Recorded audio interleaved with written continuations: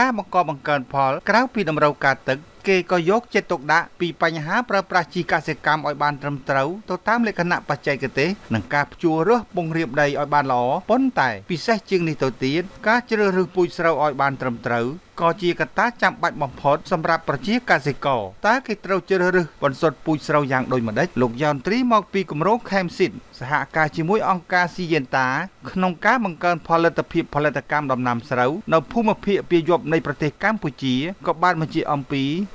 ការកាត់បន្ថយក្របពូជគឺជា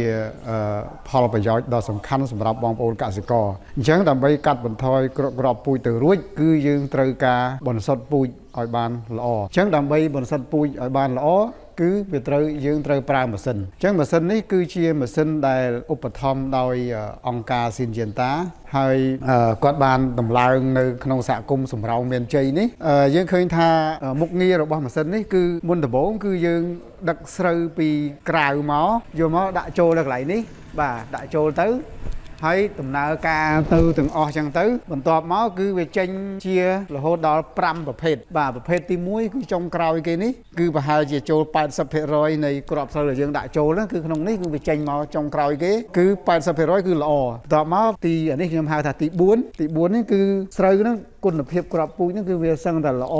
ដូចទី5នេះហើយបន្ទាប់មកអាទី3បាទទី3នេះគឺធន់កដាលហើយយើងអត់យកទៅធ្វើពូជទេអានេះគឺយើងយកទៅធ្វើស្រូវចំណីហើយទី2គឺវាមានលាយគ្រាប់ស្មៅផងវាមានលាយស្រូវគេហៅស្រូវសម្ដីដែលវាអត់អាចដុះបានទេអានេះអញ្ចឹងយើងរែងវាចេញមកនេះមកហើយអានេះគឺយើងយកទៅធ្វើជាចំណីសត្វហើយបន្ទាប់មកអានេះគឺជាប្រភេទផ្កាស្មៅអង្គការស៊ីនយេនតាគាត់បានផ្ដល់ជូនសហគមន៍នេះគឺមិនមែនផ្ដល់ជូនតែ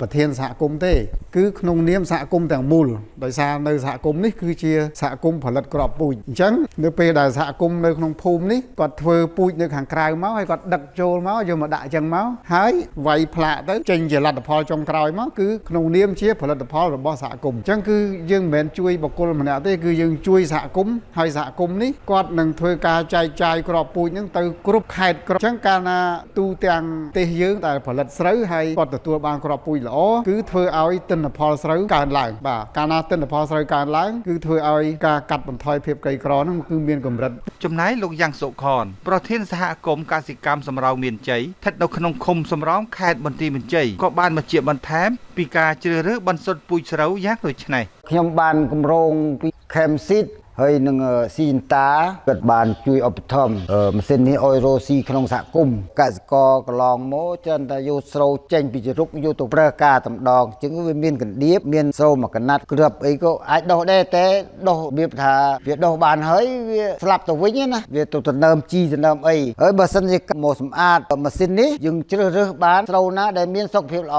យកទៅប្រើគឺផលប្រយោជន៍ច្រើនខ្ញុំបាទគៀនច័ន្ទហ៊ិនអ្នកយកព័ត៌មានស្ថានីយ៍វិទ្យុនិងទូរទស្សន៍អប្សរារាយការណ៍ពីខេត្តបន្ទាយមានជ័យ